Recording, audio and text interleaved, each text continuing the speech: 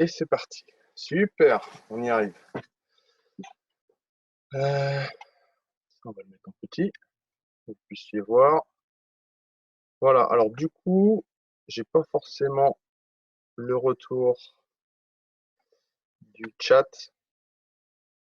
Donc n'hésitez pas, s'il y a des soucis, à mettre un message dans le chat. Je verrai à la fin pour répondre aux questions. On va essayer de faire ça du mieux possible. Voilà. Donc ce soir, je vais vous présenter un peu mon parcours déjà pour commencer.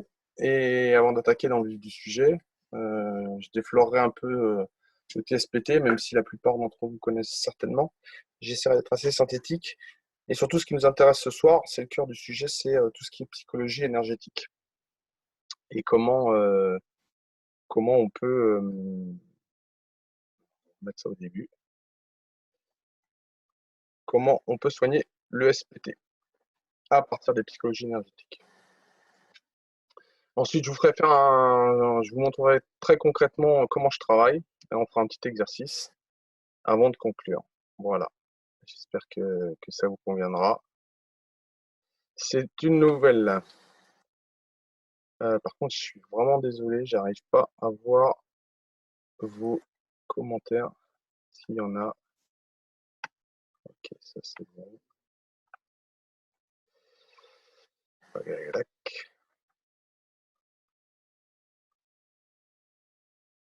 Converser. Ah voilà, j'ai trouvé. Donc là, vous devez voir le petit truc en bas. Parfait, ça aussi. Ok, donc je sais comment revenir là-dessus. Ok, on attaque. Est-ce que c'est bon pour tout le monde? Est-ce que vous êtes chaud bouillant?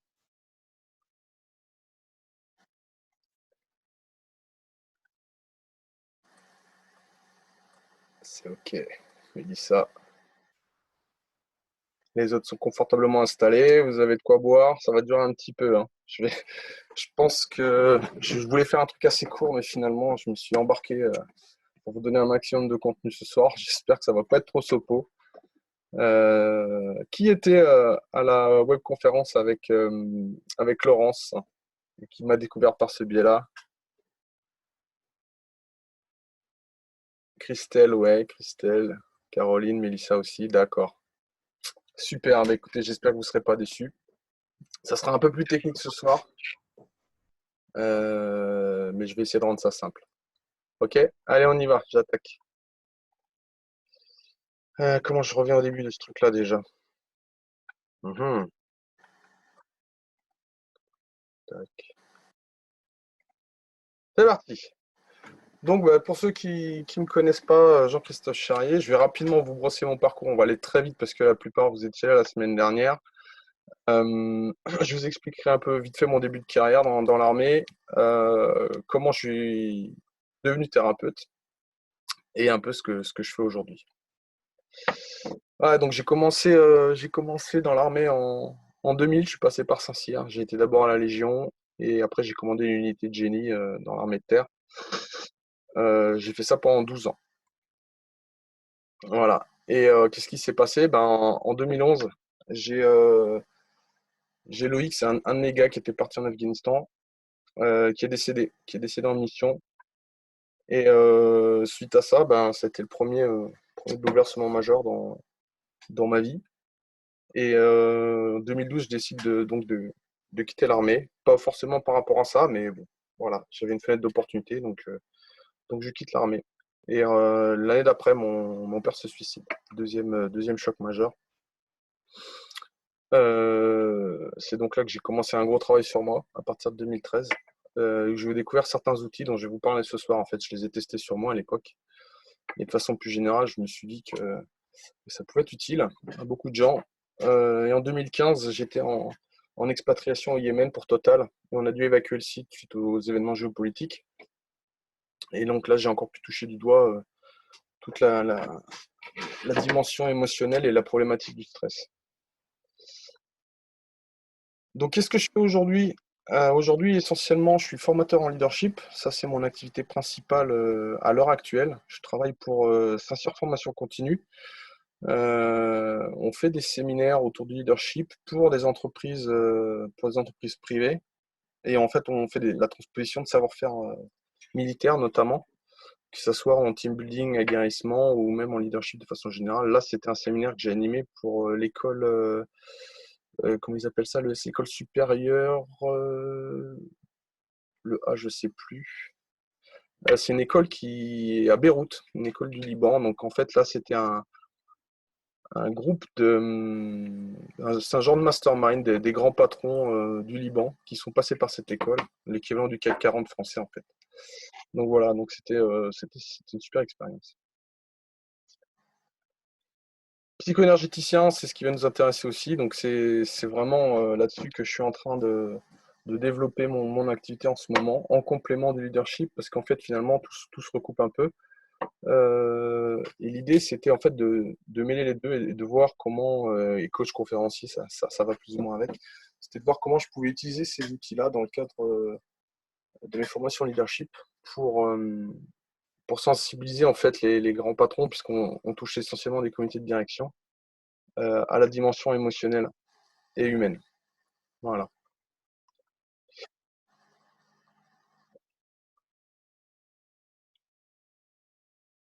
Tac, je regarde vite fait. Ok, j'essaie de rien louper. Donc on va attaquer dans le vif du sujet. On va vous parler de SPT puisque c'est pour ça que vous êtes là ce soir. Voilà, le SPT ou trouble de stress, TSPT, trouble de stress post-traumatique, PTSD en anglais, c'est un trouble réactionnel suite à un événement traumatique. Alors, je reviendrai un peu là-dessus. Il est reconnu depuis peu comme une maladie, un trouble à part entière, mais est encore largement sous-diagnostiqué, notamment en France. Et surtout, c'est encore très mal vu. Dans des institutions comme l'armée, par exemple, mais dans des grosses entreprises, je pense à la SNCF, etc., ou quand il y a des vagues de suicide, voilà, ou même des attentats, voilà. Il y a des conséquences qui sont délicates, et aujourd'hui, c'est un sujet qui est encore tabou. Et c'est pour ça que j'ai pris un peu cette mission à bras-le-corps, parce que je pense que, voilà, il est temps qu'on mette un coup de pied à la fourmilière et qu'on s'occupe de ces gens-là comme ils le méritent. Ça, je peux pas le dire, ça peut vous gêner. Voilà. Donc les causes, comme je vous ai dit, c'est souvent un événement traumatique à la base. Euh, Moi, je suis plus orienté sur les traumas type guerre, mais de façon générale, les méthodes que j'utilise peuvent être également utilisées pour des traumas type violence sexuelle ou violence tout court, un accident de la route, une catastrophe naturelle, voilà, une guerre, mais un attentat. Ça marche un peu sur toutes ces problématiques. Donc, ça, c'est les victimes directes. Ce qu'on oublie un peu, c'est aussi les personnes exposées de façon indirecte. Voilà, donc en première ligne dans les services sociaux, par exemple, qui sont exposés de façon continue soit à des récits, soit à des images euh, difficiles. On pense aux ONG, on pense aux photographes de guerre, etc. Donc les populations, les soldats, les urgentistes, pompiers, policiers, etc. Voilà, c'est du bon sens, mais c'est les gens les plus directement concernés et c'est un peu les personnes que je suis. Mais indirectement, en fait, on s'aperçoit que c'est beaucoup plus large que ça et que souvent, par ricochet, ça peut être des gens qui ont assisté de près ou de loin à des événements traumatiques ou qui ont eu des événements traumatiques dans l'enfance, mais qui se déclenchent un peu sur le tas. Aujourd'hui, on estime qu'une personne sur 10 souffrirait de stress post-traumatique dans le monde et les femmes seraient 2 fois plus exposées. Alors, les femmes, pourquoi? Ben, essentiellement pour les questions de violence sexuelle, notamment dans des pays un petit peu où, voilà, où ils n'ont pas forcément la même éthique que nous en France. Les symptômes du SPT, les 3 symptômes majeurs, c'est ce qu'on appelle la réviviscence. En fait, c'est des images qui repassent en boucle, que ce soit de jour ou de nuit, hein, dans des rêves ou cauchemars. Le deuxième point, c'est ce qu'on appelle l'évitement. En fait, la personne va tout faire pour éviter d'être reconfrontée à des événements déclencheurs qui pourraient lui rappeler son traumatisme. Ça, c'est le deuxième grand symptôme. Et le troisième, c'est l'hyper-éveil. C'est en fait un état d'hypervigilance euh, qui est causé de façon inconsciente par une activation de l'amygdale. Je reviendrai un peu dessus. Et en fait, la personne est sous stress permanent. C'est un état de stress permanent qui, du coup, a des conséquences physiologiques et métaboliques importantes, notamment en termes de fatigue et en termes de système immunitaire. Ça, c'est la base. Après, le problème, et ce qu'on oublie de dire, c'est qu'il y a des facteurs aggravants aujourd'hui. Manque de soutien et des comportements négatifs de l'entourage, conscients ou inconscients, mais souvent les personnes se retrouvent un peu démunies, que ce soit dans les familles ou même dans la vie professionnelle. C'est-à-dire que quand vous avez quelqu'un qui souffre d'un stress post-traumatique, c'est compliqué pour les managers, c'est compliqué pour les gens qui travaillent avec. Déjà de s'en rendre compte et puis de comprendre ce qui se joue en arrière-plan. De façon plus indirecte, on oublie aussi, mais tout ce qui est en fait réexposition à l'événement traumatique, que ce soit les poursuites judiciaires, les enquêtes, euh, etc. C'est des éléments qui vont renforcer le traumatisme puisqu'on va reconfronter la personne à son traumatisme en, en lui faisant parler de ce qui s'est passé. Donc c'est difficile et ça renforce le traumatisme. Et ça, on a tendance à l'oublier. Et puis bon, bien sûr, la reconnaissance par la société, plus tout ce que la personne va se dire elle-même et elle va mouliner un petit peu dans sa tête. Donc tous ces éléments-là sont aggravants.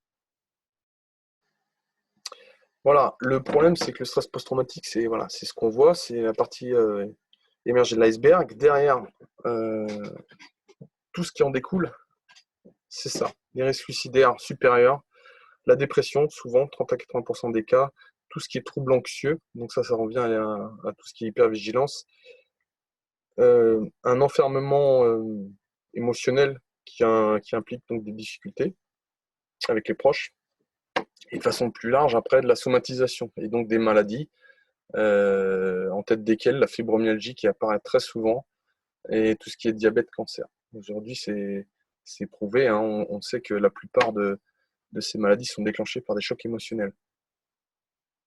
Voilà, de façon annexe, tout ce qui est trouble dépendance, voilà, dépendance et abus, alcool, drogue, médicaments, qui sont des moyens de s'évader un petit peu et d'éviter la confrontation. Et des troubles connexes, perte de libido et troubles alimentaires.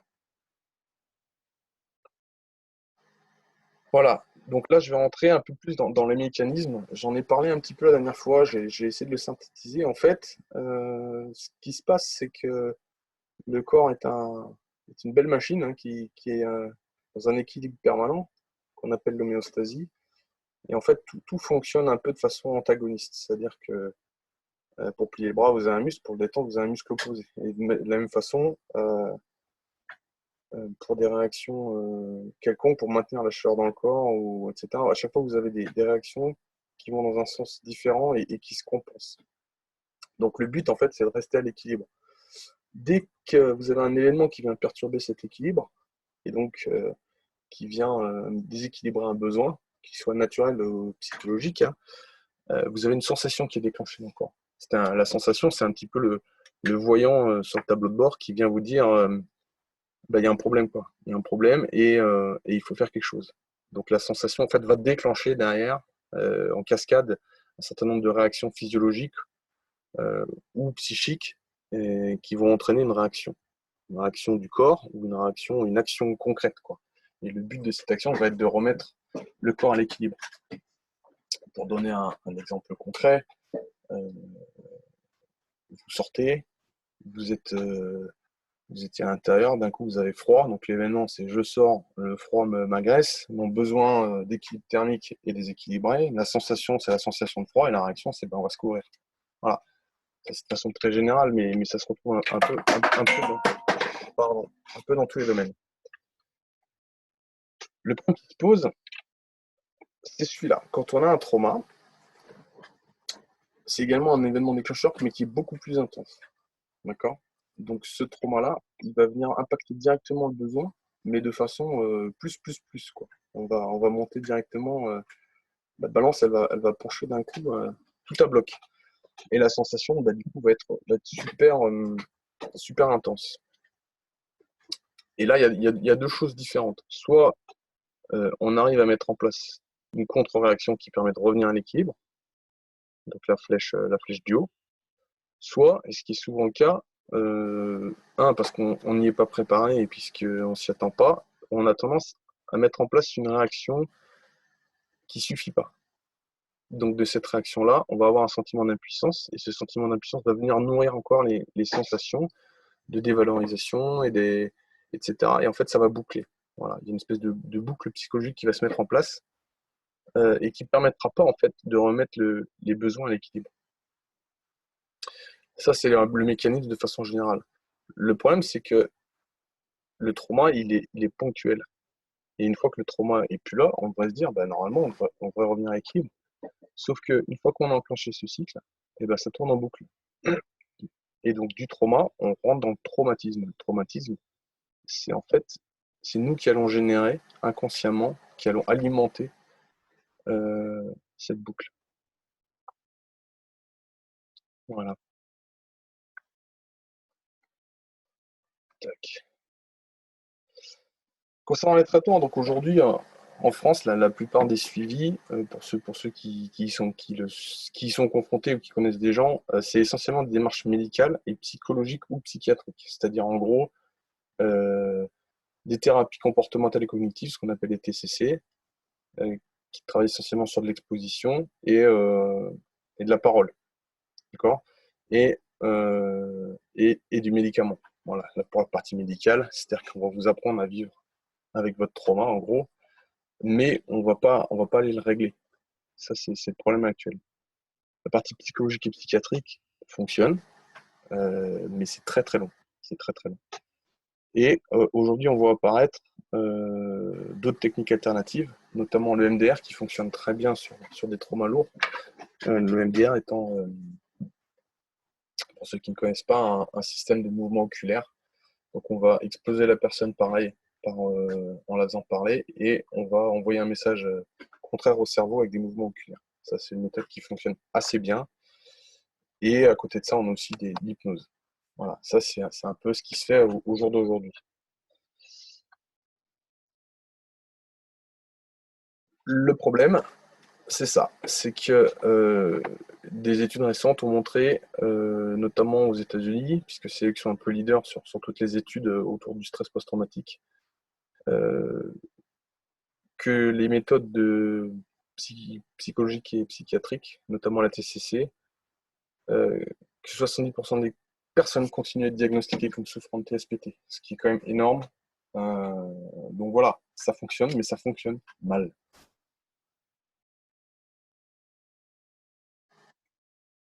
Voilà, de nombreux pays, notamment les USA, le Canada et la Suisse, ont fait déjà appel à des méthodes alternatives. Et comme je vous disais, les États-Unis sont en pointe sur tout ce qui est études scientifiques, et je vous en parlerai rapidement après, qui prouvent leur efficacité en complément du suivi médical. L'idée, c'est pas de dire que c'est mauvais, c'est important de stabiliser la personne déjà, pour pas qu'elle parte justement dans cette boucle. Donc, au départ, il y a souvent un accompagnement psychologique et médicamenteux, mais aujourd'hui, on a des techniques alternatives, et c'est ce dont je vais vous parler ce soir. Et j'espère pouvoir vous montrer son efficacité.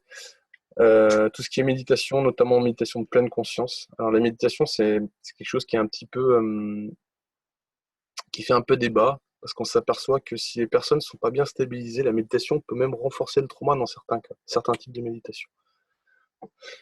L'hypnose, j'en ai parlé, et bien sûr la psychologie énergétique et ou psychocorporelle. Donc, je vous présenterai essentiellement la psychologie énergétique ce soir. Voilà pour cette petite introduction. On va rentrer dans le cœur du sujet de ce soir et la psychologie énergétique. Est-ce que à ce stade, vous avez des questions auxquelles je peux répondre avant de rentrer plus avant dans le cœur de la présentation?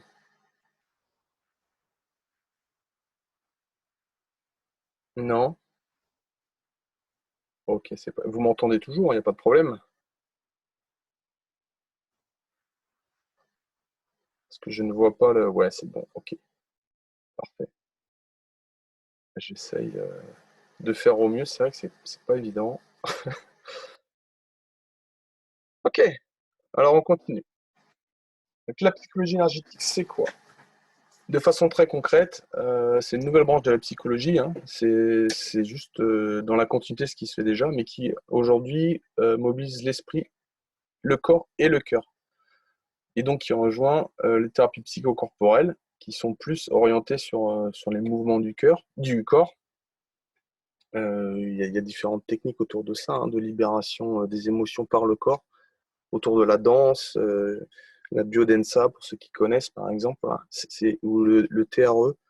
C'est une méthode américaine qui est assez peu développée en France, sur laquelle je vais me former incessamment sous peu, en fait, qui permet d'initier des tremblements, qui est un mécanisme naturel du corps pour évacuer le stress après un événement grave. Quand vous avez un accident de voiture, en général, pendant les premières périodes, vous êtes en hypervigilance, vous êtes tout tendu, et dès que votre corps revient au calme, que vous avez quitté la zone, en général, vous tremblez. Le problème, c'est que aujourd'hui, dans la société actuelle, on a tendance à éviter de trembler parce que c'est pas correct, mais le problème, c'est que c'est un mécanisme normal.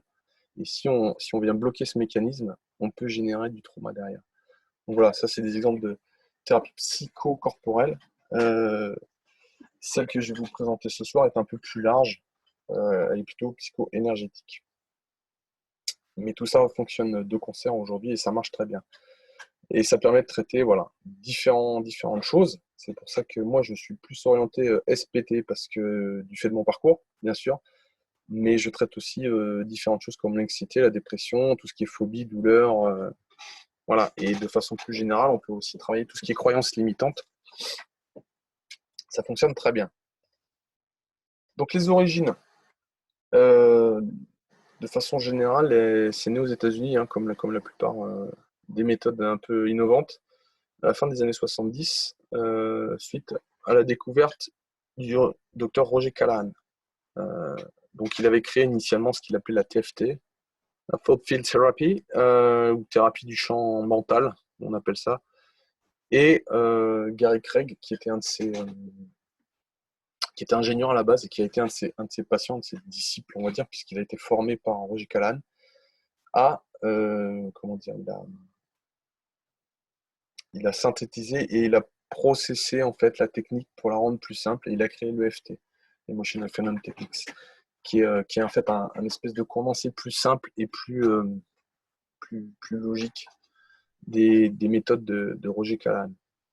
Roger Callahan, en fait, il a découvert cette méthode un petit peu par hasard avec une de ses patientes, puisque à l'époque, il faisait essentiellement la même chose, hein, comment on appelle ça, de l'exposition au trauma. Et c'était une jeune femme qui s'appelait Marie, qui avait une grosse phobie de l'eau. Et en fait, donc il avait un espèce de bassin dans son jardin. Et il essayait de la rapprocher de plus en plus de l'eau, mais elle partait en panique à chaque fois et c'était un poil. Et en parallèle, il étudiait la médecine chinoise et tout ce qui est méridien énergétique. Et il l'a fait tapoter un point sous le nez qui est lié à tout ce qui est stress et phobie. Et en fait, le fait de faire ça, ça l'a complètement désamorcé. Et, euh, et elle est partie directement dans la mare pour s'asperger d'eau. Donc ça, c'est l'histoire un petit peu d'origine donc, que j'ai très rapidement synthétisé. Mais voilà comment c'est né un petit peu. Aujourd'hui, on a un organisme qui s'appelle l'ACEP aux États-Unis, qui est un gros organisme qui fait en fait la synthèse de toutes les recherches autour de la psychologie énergétique. Euh, et aux États-Unis, c'est reconnu depuis 2012 par les organismes de formation des médecins, notamment, et des infirmières et des psychologues, donc qui sont largement en avance sur nous. C'est-à-dire que toutes ces méthodes rentrent dans le cadre de thérapies qui fonctionnent et qui sont reconnues officiellement.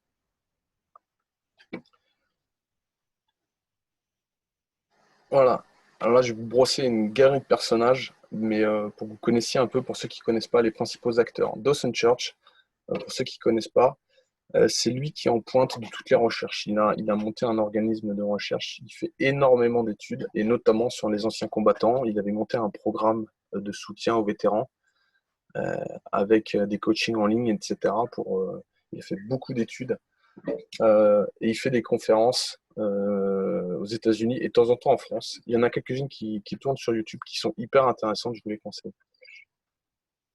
Carl Dawson, qui est lui créateur de la méthode Matrix Reimprinting. Donc ça, c'est un peu le pendant de l'EFT.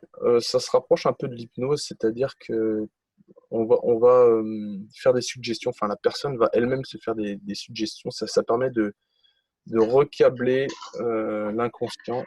J'ai quelqu'un qui a un micro. S'il veut bien le couper, j'ai un retour de son. Je suis désolé.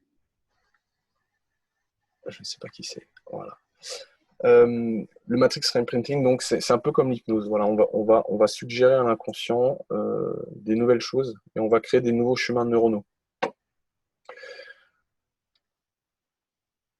Donc ça fonctionne très bien. C'est un peu la connexion à l'enfant intérieur souvent pour ceux qui ont déjà entendu parler de ça. Mais c'est l'idée, c'est-à-dire qu'on va venir se reconnecter à des parties de soi qui sont enfouies profondément et on va venir les retravailler. Donna Eden, Donna Eden, c'est une Australienne, je crois, de mémoire. Qui travaille en énergétique depuis de nombreuses années et qui fait notamment une routine énergétique. Si vous ne connaissez pas, je vous conseille. C'est 5 petits exercices qui permettent de se réaligner au niveau énergétique. Et des fois, ça permet de relancer la machine. C'est très très puissant. Steve Reed, lui aussi australien de mémoire, et qui a créé la méthode REMAP. La méthode REMAP, c'est un peu une variante de l'EFT. C'est des points d'acupressure qui ont été systématisés aussi. Je vous en parlerai parce qu'il y a un point qui est très intéressant. Tapas Fleming, la méthode TAT, qui ressemble un peu à l'EFT. William Lamers, méthode logosynthèse. Donc là, c'est un peu plus psychologique. C'est 4 phrases qui sont, que l'on dit, qui sont très puissantes et qui permettent de travailler sur l'aspect énergétique. Robert Smith, le Faster EFT, donc ça c'est une des techniques que j'utilise également. Le Faster EFT, ça s'appelle EFT, mais en fait c'est pas vraiment l'EFT, ça se rapproche plus de la PNL. On vient retravailler les images et ce qu'on appelle les sous-modalités, c'est-à-dire tous les sons, les couleurs, les goûts qui peuvent être associés à l'image. On vient retravailler ça de façon consciente et en même temps on stimule des points d'acupression aussi. Donc c'est une méthode qui est un petit peu différente et qui est extrêmement puissante et qui fonctionne très très bien avec les traumas lourds. Parce que c'est un peu la méthode Kircher. Donc moi je l'utilise pas mal au démarrage quand il y a des grosses montées émotionnelles, parce qu'en EFT c'est plus compliqué, c'est plus long. Donc j'utilise ça au démarrage et une fois que la personne est bien descendue au niveau émotionnel, après je finalise avec de l'EFT. C'est un peu la taille du diamant après qui est un peu plus fine. Bruce Lipton, je vous l'ai mis, c'est plus à titre informatif. Il a écrit un bouquin qui s'appelle La biologie des croyances, qui est très intéressant et qui fait la connexion entre l'aspect physiologique et métabolique du corps et les croyances. Aujourd'hui, euh, on sait largement que nos états d'humeur sont dus à nos pensées. Ça, c'est plus une nouveauté, mais ça a été prouvé maintenant scientifiquement. Et notamment, voilà, Joe Dispenza, qui est à la pointe également de tout ce qui est neurosciences et physique quantique. Donc voilà, aujourd'hui, on arrive à un stade où les sciences rejoignent la médecine euh, et de façon plus large, tout ce qui était un peu ésotérique devient se formaliser. Donc le champ quantique ouvre des nouvelles possibilités et tout ce qui est psycho-énergétique, justement, commence à prendre ses lettres de noblesse puisqu'on s'aperçoit que au départ, sur quelque chose qui était un petit peu intuitif, aujourd'hui, voilà, on a des études et des expériences qui sont faites en laboratoire qui prouvent les effets euh, de ces techniques. J'en parlerai très rapidement. Et Greg Braden, ça c'est un peu plus pour une ouverture sur tout ce qui est énergétique, quantique aussi. Il travaille beaucoup sur le cœur, sur le rayonnement du cœur. J'en parlerai très rapidement. Voilà, parce qu'en psychologie énergétique aujourd'hui, il est prouvé que le cœur émet un champ magnétique. Donc vous avez le système nerveux qui crée un champ électrique, d'accord? C'est des impulsions électriques, notamment au niveau des neurones, mais le cœur lui-même dégage un champ magnétique. Donc au final, le corps crée un champ électromagnétique, en gros comme une bobine, pour faire simple. Et donc le champ électromagnétique ressemble à un tore, c'est un peu Et en gros, si vous prenez la Terre, c'est le même type de champ magnétique, mais à l'échelle de l'homme. Donc c'est assez rigolo. Bon, certains appellent ça l'aura, etc. Peu importe. Mais scientifiquement, en fait, aujourd'hui, on a prouvé que ça existe bien. Et vous avez notamment, pour ceux qui connaissent l'effet Kirlian, c'est des photographies qui permettent de visualiser l'aspect énergétique qui est émis par le corps. Voilà. Et aujourd'hui, on va plus loin. C'est-à-dire qu'on est capable de faire des IRM du champ énergétique humain.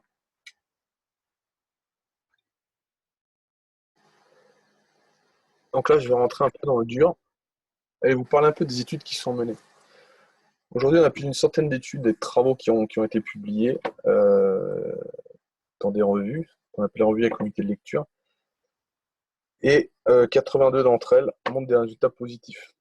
43 sont des essais randomisés contrôlés, donc ça c'est une méthode bien particulière d'étude, mais qui permet de tester différents échantillons de façon la plus neutre possible sans qu'il y ait d'interférence. 6 de ces études ont montré que les techniques de stimulation des points d'acupuncture, sur lesquelles repose notamment l'EFT, ont de meilleurs résultats que celles utilisant des techniques comme la respiration ou la méditation. D'accord ? Ça, c'est juste pour poser un peu les bases. Et sur la durabilité, on s'aperçoit également que 100% de ces méthodes sont stables dans le temps. Et quelle que soit la durée à laquelle ces mesures sont faites après le traitement, il y a rarement de rechute. D'accord ? Il peut y avoir, si ça n'a pas été bien nettoyé, ça peut revenir, mais ça revient jamais, ça remonte jamais de façon forte. C'est-à-dire qu'au mieux, ça se stabilise. C'est pas totalement traité. Donc, des fois, ça prend un peu de temps pour des traumatismes très lourds, ce qu'on appelle des multitraumatismes. C'est-à-dire que vous avez un élément déclencheur, mais il y a beaucoup de choses autour qui viennent se rajouter. Et on a comparé l'EFT à différentes techniques, le MDR, dont je vous en ai parlé, notamment sur l'aspect TSPT, et sur toutes les autres techniques, donc tout ce qui est TCC, etc. Voilà, ça c'est différentes études qui ont été menées. Pour vous donner un exemple sur une étude qui a été faite, 3 séances de FT, ça équivaut à 8 à 12 pour des TCC. Vous voyez que c'est super efficace. En un temps plus bref, on peut avoir les mêmes résultats. Je ne dis pas qu'il faut 3 séances pour traiter un problème, mais c'est que c'est un rapport. C'est-à-dire que par exemple, avant, quand on mettait 10 ans en psychiatrie pour régler un trauma, ce qui n'était même pas forcément le cas, aujourd'hui, en quelques mois, voire voilà, entre 4 mois et 1 an, 2 ans, on peut avoir quasiment réglé le problème. Voilà, des méta-analyses qui ont été faites aussi. Je passe très rapidement dessus.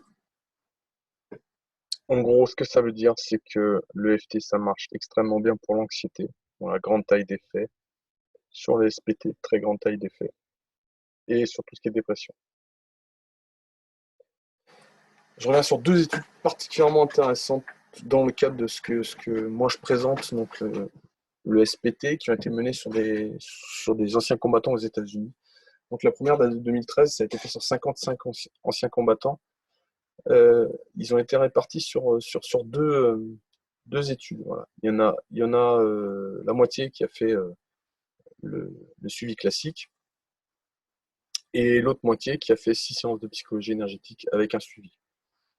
Le résultat, il est là. C'est-à-dire qu'on est passé de 64 à 37. En gros, on a divisé par 2 l'intensité traumatique et qu'après 3 mois et après 6 mois, vous voyez, on était à 36. C'est-à-dire qu'on est resté stable sans continuer le traitement. Donc on a diminué de moitié l'impact du traumatisme avec uniquement 6 séances. Et après 3 et 6 mois, on est resté stable. Ça, c'est la première étude qui avait été menée. La deuxième, de 2013 aussi, a été faite sur un panel un peu plus large, 218 anciens combattants et leurs conjoints. C'est intéressant parce qu'on va voir les résultats. Et ils sont partis, eux, en retraite de 7 jours. Donc là, ça a été un peu plus intense. Mais voilà. Pour les militaires, on est passé de 65 à 44 et on est resté stable à 3 et 6 mois, 42. Et pour les épouses, qui étaient à 45 au niveau de stress, elles sont descendues à 30 et suivi 26. Donc vous voyez que même l'impact sur les familles peut être travaillé. On n'est pas obligé de travailler que sur les personnes traumatisées parce que indirectement, les gens qui sont dans l'entourage sont extrêmement sollicités et extrêmement confrontés également au problème. Je vais rentrer un peu plus loin. Je vais essayer d'aller vite parce que là, c'est un peu technique. Mais en fait, quand vous êtes en état de stress, vous avez une hormone qui est déversée par le système nerveux qui s'appelle le cortisol. Euh, on s'est aperçu qu'en fait, quand on fait des séances de FT, on a une baisse du niveau de cortisol. Alors, c'est un peu compliqué, mais pour faire simple, vous avez deux hormones qui sont opposées. Comme je disais tout à l'heure, c'est un équilibre. Vous avez le cortisol d'un côté et la DHEA de l'autre côté. DHEA, pour ceux qui connaissent, mesdames, l'hormone de jeunesse qu'on appelle. D'ailleurs, pour info, la DHEA qui est synthétisée n'est pas très efficace, hein. En revanche, celle que le corps fait fonctionne bien. Et là, donc, la DHEA vient contrecarrer le cortisol. Et quand on stimule les points d'acupuncture, on vient déclencher l'autre chaîne nerveuse qui permet la détente du corps. Et donc, on libère la DHEA. Et donc, par effet d'équilibre, en fait, on fait baisser le niveau de cortisol.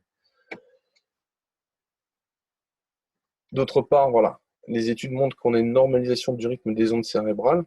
Donc ça, c'est un peu particulier, mais pour faire simple, on a ce qu'on appelle les ondes bêta. Les ondes bêta qui correspondent à l'état de veille classique en journée, l'état de stress, et les ondes alpha qui sont un petit peu plus basses en fréquence, qui correspondent à un état de relaxation, état de méditation. Et quand vous continuez de descendre, vous avez les θ et j'ai plus la dernière, mais qui sont des ondes quasiment en état de transe.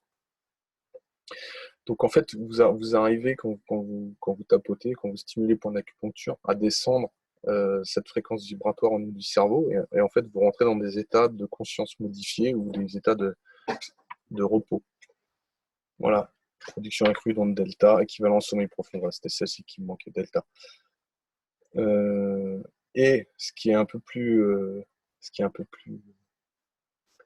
marquant aujourd'hui, c'est qu'on s'est même aperçu qu'il y a des changements épigénétiques. Alors, c'est quoi le changement épigénétique? Je vais rentrer très rapidement maintenant pour vous expliquer. On a longtemps pensé en fait qu'on naissait avec un patrimoine génétique et que ces gènes s'exprimaient et que voilà, on n'avait plus trop le choix. On s'aperçoit aujourd'hui qu'en fonction de l'environnement extérieur, des pensées, etc., on peut modifier l'ADN. Enfin, modifier l'ADN. On peut modifier les gènes qui sont activés de notre ADN. Par exemple, quand vous êtes dans un état maladif, vous activez certains gènes. Quand vous créez un cancer, par exemple, vous activez certains gènes, etc., etc. Donc, on s'est aperçu lors de ces essais randomisés contrôlés euh, que ça allait jusqu'à une action sur les chromosomes, sur l'activation des chromosomes. Donc, ces études ont été faites avec différentes séances de traitement, 10 séances de traitement contre 10 semaines de traitement normal. Et ils ont fait des analyses de sang avant-après. Encore moi, je vous ai mis les trucs. Et qu'est-ce qu'on a remarqué? 53% de réduction des syndromes du stress post-traumatique, baisse de l'anxiété et de la dépression, amélioration sur le plan de l'insomnie et des symptômes du traumatisme crânien, et découverte d'une expression différentielle significative dans 6 gènes. Voilà. Et donc ça, c'est clairement, ça pèse en faveur du fait que l'EFT fonctionne en profondeur sur le métabolisme du corps. C'est-à-dire qu'en venant travailler même la structure même des gènes, et en bas vous avez la liste des 6 gènes qui sont, dont l'activation est modifiée, vous voyez, qui régule donc les fonctions de cellulité et ses systèmes immunitaires, l'activité antivirale, le vieillissement, voilà. Je rentre pas dans c'est très technique, mais en gros, c'est ce qu'il faut retenir, c'est que l'EFT permet d'activer certains gènes ou de désactiver certains gènes qui sont actifs pour des choses qui ne sont pas productives. Voilà. Euh, ça doit, ça doit être dense là. Est-ce que vous êtes toujours avec moi? Ça va?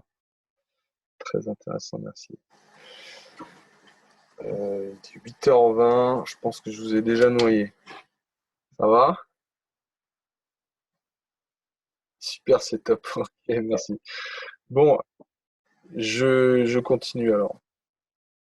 On va rentrer un peu plus dans du concret. Je vais vous parler maintenant de l'EFT et on fera un petit exercice. Vous allez voir, c'est très simple. Là, je vous ai vraiment présenté de façon générale un peu d'où ça venait, qu'est-ce que c'était. C'est plus de la culture du monde, comme on dit. Mais c'est important de bien comprendre l'environnement. Ok, comment ça marche? Donc là, je vais vous parler de REM, d'EFT, et je vais vous faire un petit exercice. Comme ça, vous comprendrez. La REM, c'est quoi? C'est ce qu'on appelle la réconciliation et l'extinction des mémoires. Alors ça, c'est un truc hyper intéressant, et en fait, c'est un peu la base de tout. Euh, donc c'est Bruce Secker et ses collègues qui ont découvert ça dans un bouquin, enfin ils ont écrit un bouquin là-dessus qui s'appelle Unlocking the Emotional Brain. C'est la possibilité de reconsolider les mémoires. C'est-à-dire que vous allez pouvoir retravailler vos mémoires traumatiques. C'est un peu l'idée générale. En fait, ce qui se passe, voilà, c'est qu'à l'évocation d'un souvenir, ce dernier devient labile. Voilà. C'est-à-dire qu'il est susceptible d'être transformé. Mais ça dure un temps assez restreint. C'est ce qu'on appelle la fenêtre de consolidation. Elle dure 5 heures. C'est-à-dire que si maintenant on fait une séance et que vous remettez les images en mémoire de votre élément traumatique, et ben dans le temps qui arrive derrière, vous allez avoir la possibilité de transformer ça. C'est assez touchy parce qu'il faut faire ça proprement. Euh, et donc, une fois que la fenêtre de conciliation est ouverte, on va avoir un protocole à mettre en place. Parce que les conditions qui disqualifient de séquence de transformation, c'est ça, c'est qu'il faut faire les choses d'une certaine façon. Il faut 3 conditions euh, qui sont liées. Et là, je vais rentrer dans le détail. Les 3 conditions. La première, c'est la reviviscence de l'événement traumatique. Donc le souvenir ou l'apprentissage doit être rappelé de façon vive. D'accord. Et donc souvent, on appelle ça l'exposition dans le jargon. Mais c'est vraiment ça, c'est de se reconfronter à l'événement traumatique. Donc là, je vais vous donner un exemple. Une araignée. Voilà, paf. Quelqu'un qui est phobique des araignées, vous lui mettez ça devant les yeux et il commence à avoir des suées, à trembler, et voilà. Donc là, on déclenche en fait la personne, ce qu'on appelle déclencher la personne émotionnellement. Voilà. Donc là, on déclenche la fenêtre. Ensuite, la deuxième condition, c'est qu'en même temps, et c'est ça qui est intéressant, en même temps, on va créer ce qu'on appelle une expérience de juxtaposition qui va contredire les modèles, les conclusions implicites qui avaient été mises en place par la personne. C'est-à-dire que si la personne, souvent c'est dû à un traumatisme, hein, les araignées ça vient pas par hasard, mais il y a eu un événement un jour, je sais pas, la personne, il y a une araignée qui lui est tombée sur la tête ou il était confronté à une mygale, il s'y attendait pas et il a sursauté. Voilà, il y a eu un événement au démarrage déclencheur.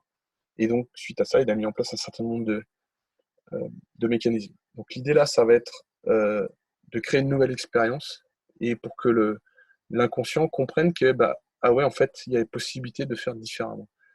Cette condition, elle est essentielle parce que c'est cette expérience, cette nouvelle expérience qui va infirmer l'expérience d'origine. D'accord? Et ça va créer un décalage entre les deux. En fait, ça va faire bugger le cerveau, pour faire simple. Donc hop, on va lui présenter une jolie petite araignée, une petite peluche. Et le cerveau qui est super bien fait, il va faire son travail tout seul.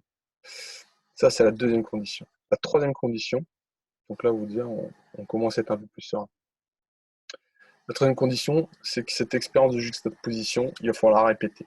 La répéter et la répéter pour reconsolider le nouveau chemin, la nouvelle logique inconsciente. Et quand on va renforcer cette nouvelle logique, l'autre va s'éteindre naturellement. D'accord, jusqu'à la déconnexion neurologique, en fait, ça va jusque-là.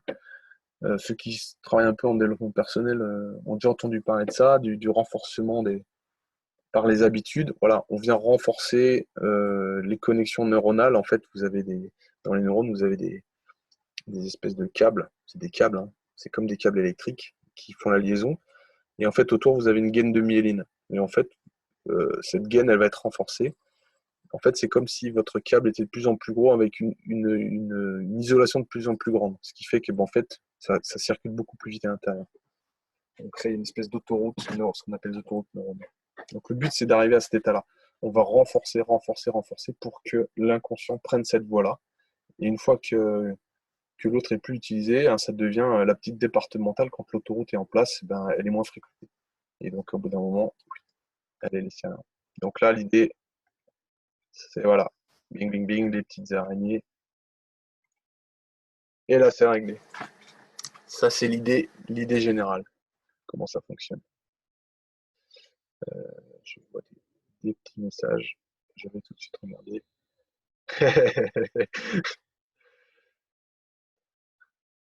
Christelle. Avec Christelle, on va pouvoir travailler ça si tu veux. Ça va, c'est des petites araignées, elles sont toutes mignonnes. Donc comment la psychologie énergétique permet de réconcilier les mémoires? Donc ça, c'est un peu le cœur du sujet, le FT. Et les autres méthodes, elles permettent d'accomplir ça de façon hyper rapide. Pourquoi? Parce que l'expérience du décalage, le fameux bug du cerveau, il est fourni par la stimulation des points d'acupuncture. D'accord? Quand on stimule ces points, on envoie un signal contradictoire au cerveau.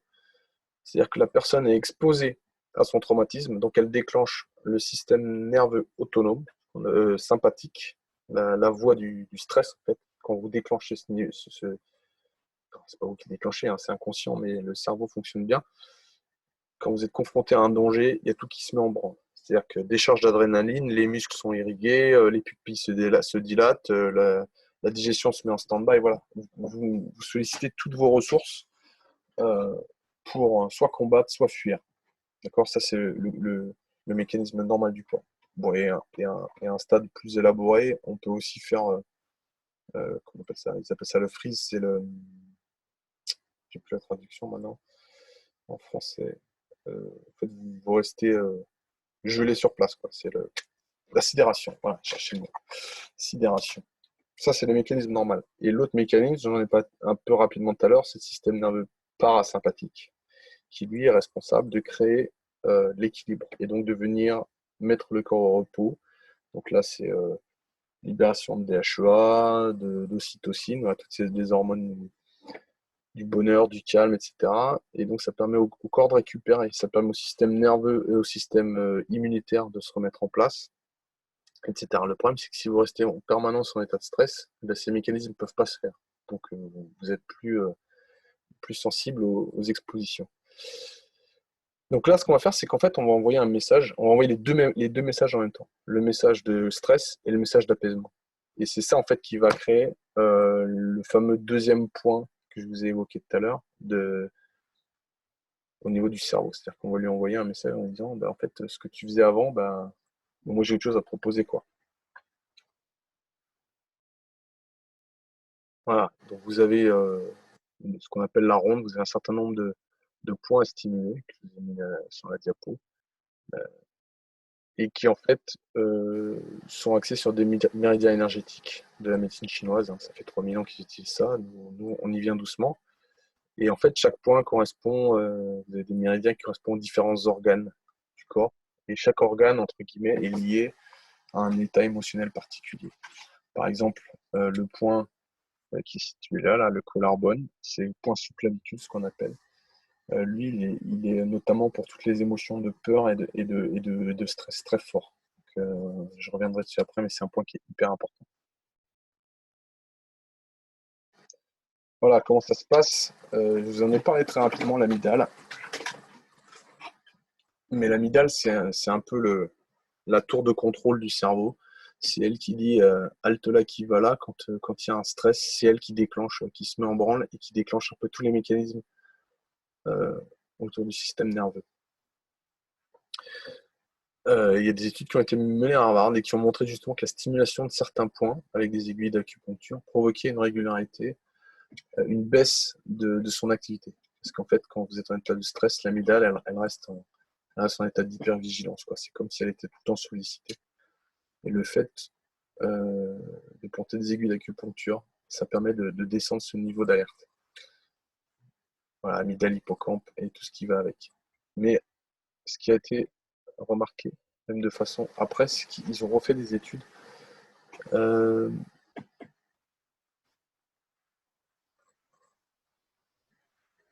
Ils ont remarqué, j'ai mis quoi? On a apporté des preuves complémentaires corroborant les rapports précédents quant au fait de l'acupuncture puisse procurer une désactivation importante du système limbique, paralimbique, néocortical. C'est juste pour dire qu'il y a eu d'autres études par la suite qui ont vraiment prouvé les choses. Ça, c'est vrai sur l'acupuncture, mais on s'est aperçu que c'était surtout vrai également pour l'acupressure, ce qu'on appelle l'acupressure. Donc là, ce que je vous propose, c'est de faire un petit exercice très concret pour voir un peu comment ça fonctionne. Alors par contre, ce qu'il faudrait, c'est que vous soyez en mesure de voir ce que je vais faire. Je ne sais pas si vous me voyez. Je pense pas.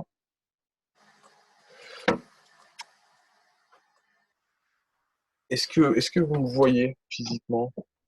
Est-ce qu'il y a la petite vignette? Non, je pense pas, hein. Il faut que je mette ça, je pense. Mélissa me dit oui. Ah, vous me voyez, parfait. Vous me voyez en grand ou pas? Parce que moi, je me vois pas en fait. En petit. Alors, est-ce que je peux agrandir ça? Je ne sais pas. Voilà, là, je me vois. On va faire ça comme ça. Tac. Que la tête, alouette. En haut, à droite. Ok. Donc, c'est un petit exercice qu'on fait faire en général qui est assez simple. En grand, en cliquant sur ma vignette. Vous pouvez m'agrandir, c'est ça? En cliquant sur ma vignette?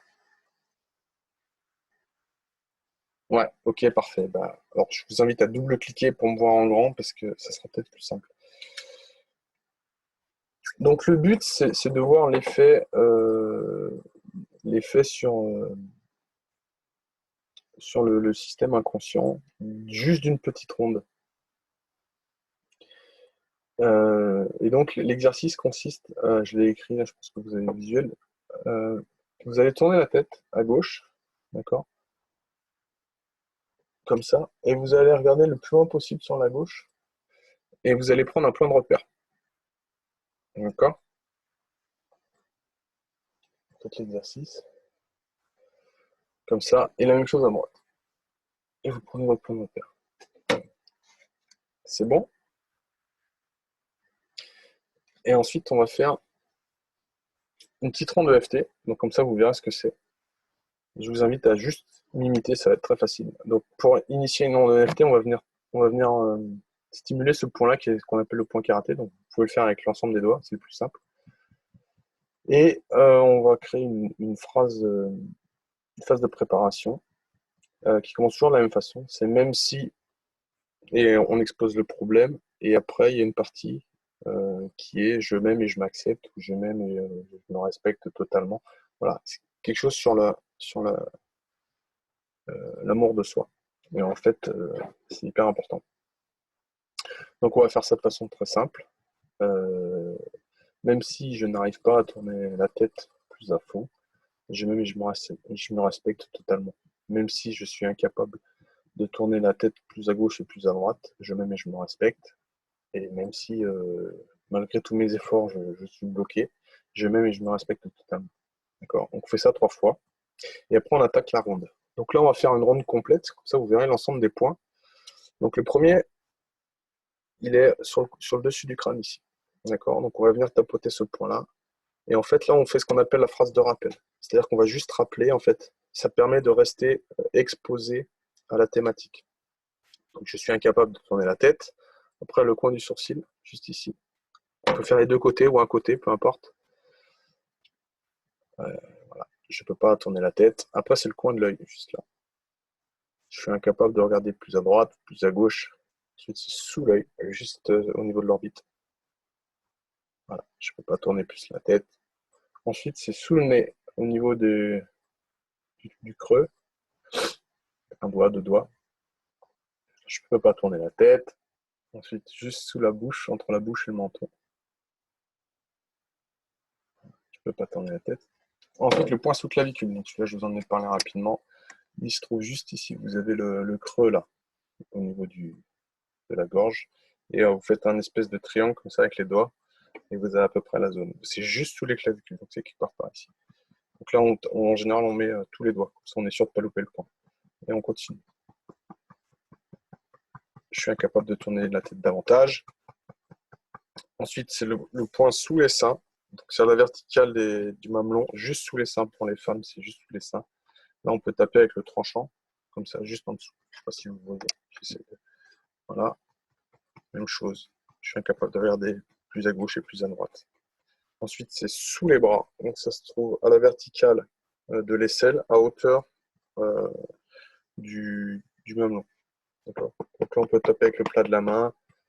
Voilà, on peut faire aussi comme ça, peu importe. Je suis incapable de tourner la tête. Et après, on finit sur la main. Donc là, on attaque la fin. Ça, ce qu'on vient de faire, c'est la petite boucle. Et après, on peut continuer avec la main, ce qui permet de faire la boucle complète. Donc la boucle de la main, c'est assez simple. C'est le coin de l'ongle à chaque fois. Donc c'est le coin extérieur. Alors, je vais essayer de faire ça bien. Je ne sais pas si vous voyez. Donc c'est juste le coin en bas, ici, de l'index, du majeur aussi. Le majeur, on peut taper au bout parce qu'il y a un autre point. L'annulaire, on ne le fait pas parce qu'il est inversé. Donc on ira taper un autre point. Pareil, le petit doigt au même endroit. Et en fait, pour rattraper l'annulaire qu'on n'arrive pas à faire, on vient faire le point de gamme. Le point de gamme, il est dans le creux entre ici, là, entre le petit doigt et l'annulaire. Et donc, on est parti. Donc, on attaque le pouce. Je ne peux pas tourner la tête davantage. Dex, je suis à fond, je suis bloqué. Le majeur, moi, je tape au bout en général. Je ne peux pas tourner la tête plus avant. Je suis coincé. Donc, celui-là, on ne le fait pas. Le petit doigt, je suis bloqué. Et on finit derrière. Je peux pas tourner davantage. D'accord. Et si on veut, on peut revenir un petit peu sur le point de gamme, c'est pas obligatoire.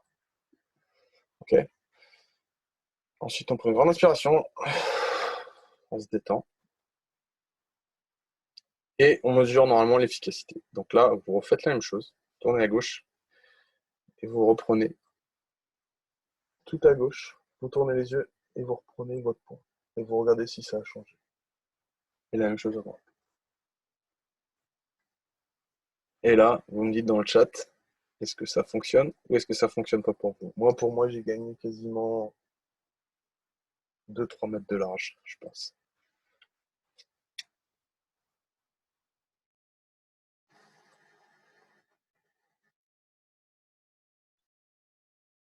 Qu'est-ce que ça donne? J'espère que vous avez fait l'exercice quand même. Je vois pas de message. Très impressionnant. Non, désolé, moi j'arrive pas à écrire le message. C'est Oui, pas... ça marche. Ça marche, super. Christelle a fait. Fanta aussi. Caroline, ça marche. Super, génial. Voilà, ça c'est un petit exercice très simple. Je le fais souvent quand je fais des séminaires, quand je présente un peu la technique.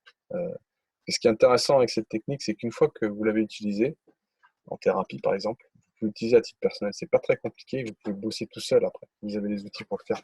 Et ça, c'est génial. C'est pour ça que j'adore cette technique. Ok, parfait. Donc je vais fermer ça. Tac, tac, tac. Et on continue. Voilà, là je vais vous parler de 2 points, je vous en ai parlé tout à l'heure. Il y a un point, ce qu'on appelle un point remap, et l'autre point, c'est le point sous clavicule. Donc là, je vous ai mis un petit schéma, c'est plus simple. Et ça, c'est hyper intéressant. C'est un truc qu'il faut savoir, que vous pouvez donner à vos gamins, si vous en avez. Il faut leur apprendre à tapoter ces points-là, c'est génial. C'est un truc qui est hyper simple, et c'est hyper efficace. Quand les gamins, ils sont aux prises à des montées d'angoisse, à cet âge-là, ça monte, ça monte, ça monte. Et moi, je sais que j'ai un fils qui faisait des crises de colère quand il était plus petit. Et je ne savais pas comment faire. Au départ, j'étais dans l'affrontement et ça partait en cacahuète à chaque fois. Et quand j'ai appris ça, je me suis dit, tiens, je vais essayer avec lui, voir comment ça fonctionne. Et donc, quand il s'énervait, je disais, ok, on reste cool, respire, respire. Donc, on faisait 2-3 respirations. Et après, j'ai dit, va, fais comme moi, petit à petit. Et puis, en fait, je le faisais parler. Et donc, là, il faut faire de l'exposition. C'est-à-dire que, pourquoi tu es en colère? Eh ben, mon frère, il m'embête. Et puis là, il peut y aller, hein, il peut se lâcher. Il peut dire toutes les saloperies qu'il veut, on ne juge pas. Et donc, plus on l'expose, et plus en même temps il tape, et plus ça descend. Ça marche super bien. Donc faites taper ici, tac tac, juste sur les clavicules comme ça. En même temps, vous lui parlez. Et vous allez voir, c'est magique. Au bout de, allez, même pas 1-2 minutes, ça descend. Et après, ils sont calmes. Donc ça, c'est le point sous clavicule. Celui-là, il est génial. Bon, le seul problème, c'est qu'il n'est pas hyper discret. Donc ça, c'est bien quand on est en off. Le deuxième point, c'est le point remap. Celui avec la petite flèche, le numéro 4, là. Celui-là, c'est un autre, en fait, c'est un autre méridien. On appelle le GI4, donc c'est gros intestin. Alors celui-là, en fait, vous collez le pouce à l'index, comme ça, là. Et en fait, vous allez voir, il y a un pli là qui se fait avec une petite bosse. Et ben en fait, c'est juste au niveau tout au bout, là, au niveau du pli et de la bosse. C'est ce point-là. Donc là, celui-là, vous le pincez comme ça et vous le massez. Donc celui-là, il est bien parce que par exemple, si vous êtes dans le métro, là, et puis il y a un espèce de mec là qui vous gave parce qu'il chante ou parce qu'il met le bazar ou parce que son gamin il est insupportable, bah, vous massez ça, vous respirez tranquillement et vous allez voir, ça va vous détendre. Ça, c'est top. Ça, c'est 2 points. Voilà, ça, c'est cadeau. C'est à mettre dans la trousse. Et ça devrait être, je pense que ça devrait être enseigné à l'école tellement c'est simple et tellement c'est puissant, quoi. Donc voilà. Ok. Eh bien, je crois qu'on a fait à peu près le tour. Très rapidement, je vous parle un peu, de ce que je fais. Euh, donc voilà, je suis en train de mettre en place un certain nombre de programmes. Je voudrais que vous compreniez un peu dans quoi ça s'inscrit. En fait, moi, ma contribution aujourd'hui, ce que je veux vraiment faire, c'est que j'accompagne les militaires, et essentiellement les militaires, mais tous les professionnels qui sont exposés à des événements traumatisants dans leur métier ou dans leur vie personnelle, pour les dépasser, d'accord, et retrouver une vie sereine. Ça, c'est ma mission. Euh, j'ai été confronté à ça, j'ai vu les effets que ça pouvait avoir sur les personnes et sur leur entourage, et vraiment, j'ai à cœur de pouvoir les aider, mais de pouvoir les aider d'une façon intelligente, hors système médical classique, en complément, voilà, pour qu'ils puissent reprendre les manettes de leur vie et avoir les outils qui sont nécessaires. Donc là, en fait, ce que je suis en train de faire, c'est que je suis en train de monter un petit programme sur 6 semaines de premiers soins. En fait, je l'ai appelé Emergency. Ça va être un programme de quelques séances de thérapie directe. Et je vous donnerai accès également à... je suis en train de tourner des vidéos et faire des mémentos pour que vous ayez vraiment un max d'informations pour être autonome. Voilà. L'idée, c'est vraiment de désamorcer les gros traumas en crash, vraiment les trucs qui sont vraiment percutants et qui sont handicapants dans votre vie courante. Donc ça, c'est ce que je suis en train de monter. Et de façon plus large, mais le reste, c'est pas encore en point, mais ça va venir derrière. Euh, il y aura quelque chose autour de soigner et reconstruire. Donc là, ça sera plus sur travailler sa résilience et ça va rejoindre un petit peu ce que je fais en leadership, donc avec des outils d'organisation, de gestion des émotions. Puis après, basculer sur le niveau que j'appelle renaître, donc là qui permettra de reprendre les rênes, de mettre en place un plan d'action, de retravailler ses croyances limitantes, de retravailler ses habitudes pour mettre en place une nouvelle dynamique. Donc voilà, l'idée c'est vraiment une progression, c'est-à-dire on va nettoyer un peu tout ce qui traîne au fond, ce qui est émotionnel. Et derrière, je vous accompagne, donc plus dans la partie thérapie, mais presque dans la partie coaching. Les deux sont liés, mais voilà, l'idée c'est de mixer tout ça pour avoir les meilleurs outils possibles pour reprendre un peu pour reprendre les rênes de sa vie, quoi, parce que c'est vraiment une saloperie, cette maladie, et je pense qu'il y a de plus en plus de monde qui y est confronté.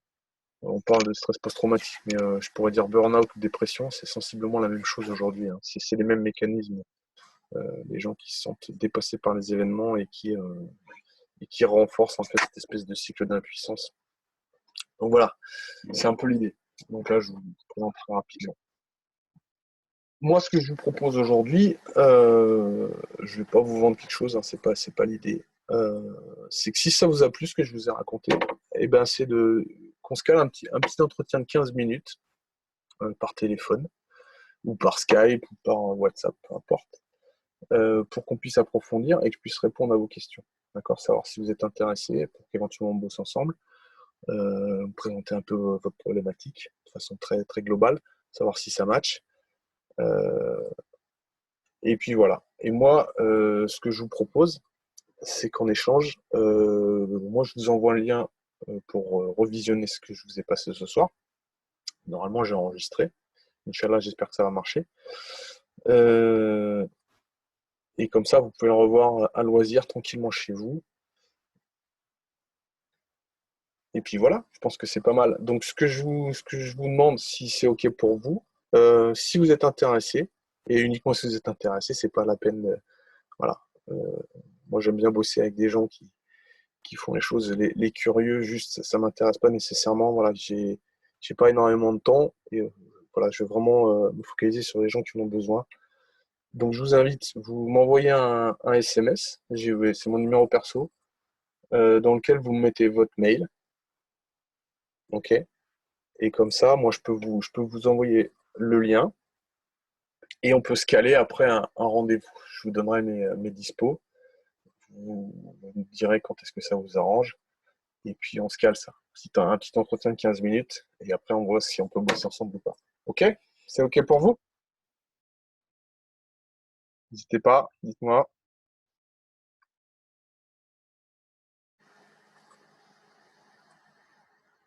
C'est ok, super, ok, parfait. On fait comme ça alors, génial. Bon, eh ben, je crois qu'on arrive au bout de cette séance. Je vous ai mis des gros molosses. Voilà, ça c'est à la fin, ça. Une fois qu'on a travaillé, on est prêt. Est-ce que vous avez des questions auxquelles je peux répondre? Ce que je vais faire, c'est que je vais arrêter le partage d'écran. Ça va être plus simple. Tac. Voilà. Et, et je vais vous inviter, vu qu'on n'est pas très nombreux, directement à prendre la parole, si vous voulez prendre la parole. Et puis je vais répondre à vos questions.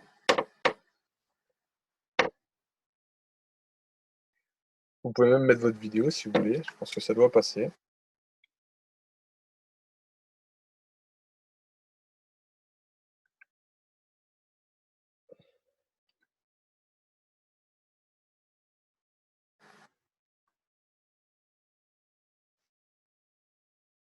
Non, pas de questions?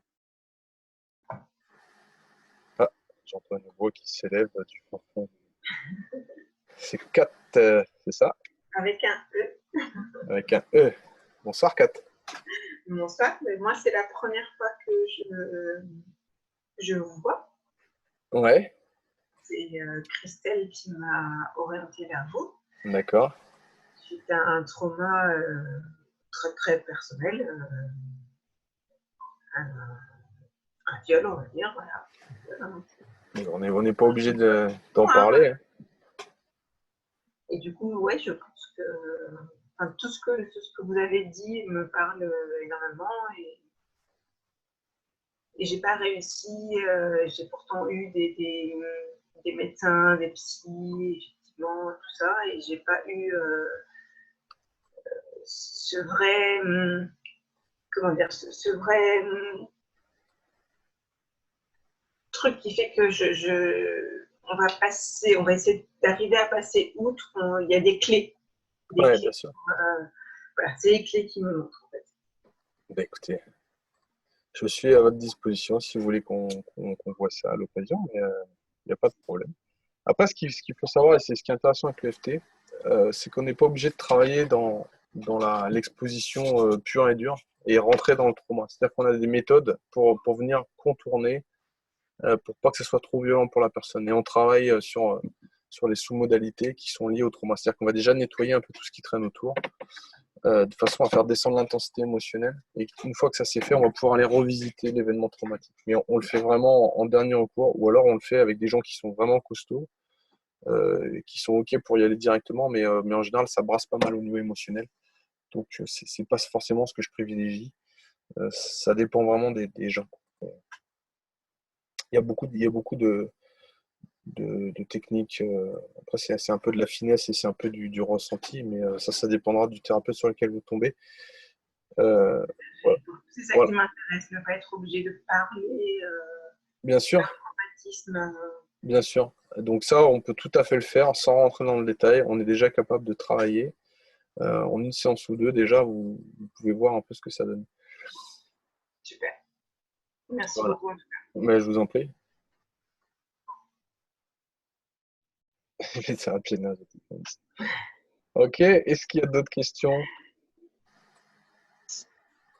Bonsoir Jean-Christophe, donc c'est Caroline. Ouais, bonsoir Caroline. Caroline que je connais ou Caroline Non, non, du tout. D'accord, parce que je connais une Caroline, je pensais que c'était elle. Non, non. Où est-ce que vous êtes géographiquement? Alors géographiquement, je suis en Bretagne.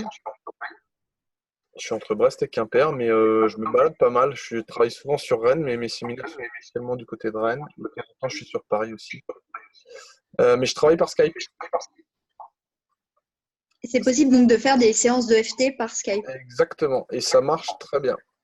Ça marche très bien. Moi, je travaille à titre personnel parce que je me fais suivre aussi pour certaines problématiques, hein. Moi, je travaille avec un gars qui est en Belgique, c'est lui qui m'a formé en Faster. Et quand vraiment j'ai des grosses problématiques, bah, moi j'ai travaillé mon deuil par exemple avec mon père, j'ai travaillé avec lui en Faster, j'ai travaillé le deuil du gars que j'avais perdu. Euh, voilà, c'est des séances qui durent 2 heures, 2 heures par Skype, mais ça fonctionne et je peux vous dire que ça fonctionne même très bien, quoi. Donc voilà, aujourd'hui on est capable, l'avantage c'est que comme c'est vous qui vous stimulez, si vous voulez, moi je suis juste en accompagnement, mais c'est vous qui faites le job en fait. Moi je suis là pour vous guider, pour vous aider à vous amener là où il faut, mais que c'est vous en tapotant qui faites le job.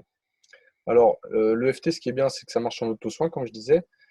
Le seul truc, c'est qu'on ne peut pas aller revisiter des événements traumatiques lourds, enfin, tout seul, forcément, puisqu'on n'a pas envie d'y aller, et puis l'inconscient, il fait tout pour pas qu'on y aille. Donc là, pour des trucs lourds, il vaut mieux se faire accompagner d'un thérapeute. Mais pour les trucs du quotidien, une fois que vous avez l'outil, quand vous partez en cacahuète, que vous prenez la tête avec votre conjoint, ben, une petite ronde de FT, des fois, ça suffit pour revenir au calme et être beaucoup plus serein pour la discussion. Donc, ou pour la peur, ou pour des examens, ou peu importe, ça marche très bien avec les jeunes aussi qui sont en période d'examen. Euh, Quand on leur donne ces outils-là, ils arrivent beaucoup plus sereins. Un permis de conduire, examen, j'en passe, hein. Prise de parole en public, ça marche bien. Et tout ce qui est phobie aussi. On traite énormément de choses. Ok, merci. Je vous en prie. Quelqu'un d'autre? Non. Bon, j'en profite du coup pour remercier Laurence, puisque je vois que Laurence est connectée. Euh, Bah, c'est un peu grâce à elle que vous êtes là ce soir, donc je la remercie de m'avoir donné la chance de pouvoir présenter tout ça par son biais. Et puis bah, j'espère qu'on pourra aider les personnes qui en ont besoin. Donc merci à Laurence, et puis bah, merci à vous tous de vous être connectés ce soir. C'était une première pour moi. J'espère que c'était qualitatif et que c'était assez simple pour que vous compreniez l'essentiel. Euh, voilà, c'est pas évident de présenter ça à des gens qui connaissent ou qui connaissent pas, mais voilà, j'espère que ça a été suffisamment clair. On est quand même resté un petit bout de temps. J'avais dit 1 heure et demie, mais bon, ça fait un petit peu plus.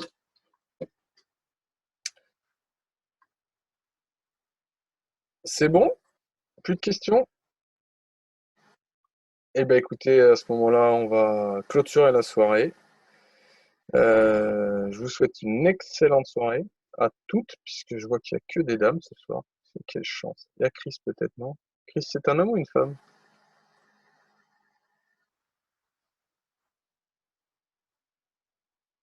C'est pas la réponse. Chris est bloqué. Ok, ben je vous souhaite à tous une excellente soirée. Et puis n'hésitez pas à m'envoyer vos coordonnées à ces Christelle. Passez une excellente soirée. Et puis à bientôt, j'espère, pour ceux qui ont envie qu'on continue. Voilà, je vous embrasse tous bien fort. Ciao, ciao.